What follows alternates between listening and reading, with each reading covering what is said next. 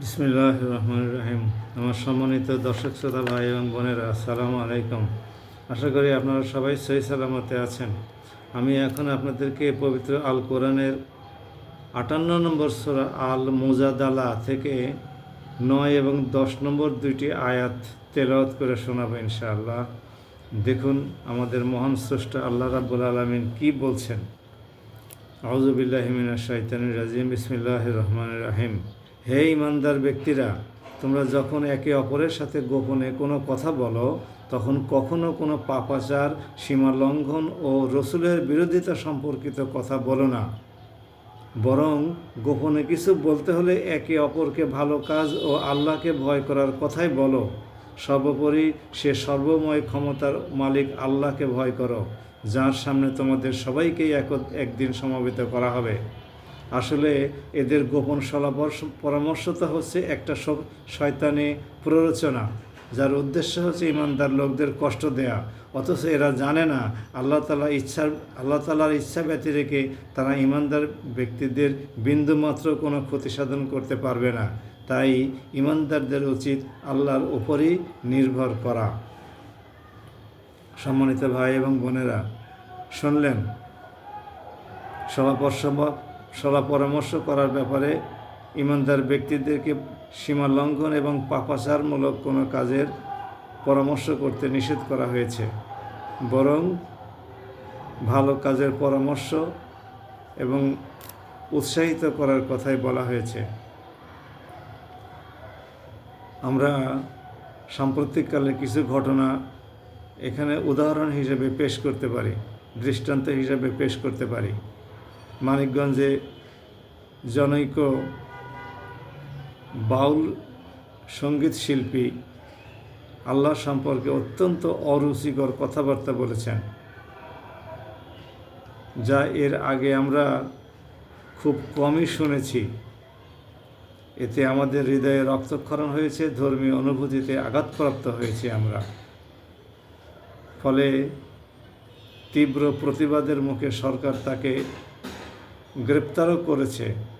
আমরা চাই তার দৃষ্টান্তমূলক শাস্তি হোক এবং এরকম কোনো বাজে কথা, অশ্লীল কথা, অশ্রাব্য কথা যা আমাদের ধর্মীয় অনুভূতিতে এবং আঘাত হানে এবং হৃদয়ে রক্তক্ষরণ ঘটায়, এমন কোনো কথা বলা এবং কাজ করা থেকে সকলেই বিরত থাকতে পারে। বাংলাদেশ সরকারের উচিত এই মর্মে গোটা জাতির সামনে ঘোষণা করে দেওয়া যে ধর্মীয় অনুভূতিতে, যে কোনো ধর্মই হতে পারে, আঘাত লাগে এরকম কোনো কথাবার্তা কেউ যেন উচ্চারণ না করে। যদি করে তাহলে তার কি শাস্তি হবে বাংলাদেশ সরকারের সেটাও বলে দেওয়া উচিত। তাকে গ্রেপ্তার করা হবে, বিচারের সম্মুখীন করা হবে, তার এত বছরের বা এত মাসের জেল হবে, তার এত টাকা জরিমানা হবে, অথবা জেল এবং জরিমানা দুইটাই হবে। তার সকল প্রকার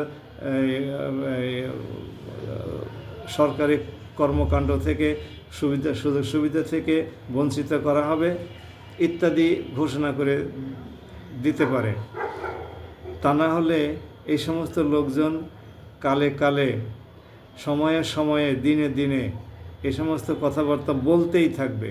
অতীতে এরকম বহু কথাবার্তা বলা হয়েছে। রাজনৈতিক নেতৃবৃন্দ অনেকে বলেছেন আমরা শরিয়া মানি না, আমরা মক্কার ইসলাম মানি না। তাদের কি জানা আছে যে ইসলাম কিন্তু মক্কাতেই প্রথম নাজিল হয়েছিল? আল কোরআন তো মক্কাতেই নাজিল হয়েছিল প্রথমে। তারপর তো রাসূলুল্লাহ সাল্লাল্লাহু আলাইহি ওয়াসাল্লাম এগুলো প্রচার করতে গিয়ে যখন নানান রকমের অসহনীয় প্রতিবন্ধকতার সম্মুখীন হলেন, তখন তিনি মদিনায় হিজরত করলেন। বাকি সূরাগুলো তখন মদিনায় নাজিল হয়। এগুলো কি তারা জানে না? এই সমস্ত ব্যক্তিদেরকে এই কথাবার্তা বলা থেকে সংযত থাকতে সরকারের নির্দেশ প্রদান করা উচিত।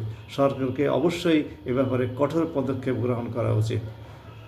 আসুন আমরা আল্লাহকে ভয় করি, তার নির্দেশ মেনে চলি এবং এমন কোনো কথা না বলি যা কিনা আল্লাহর অসন্তুষ্টির কারণ হয়।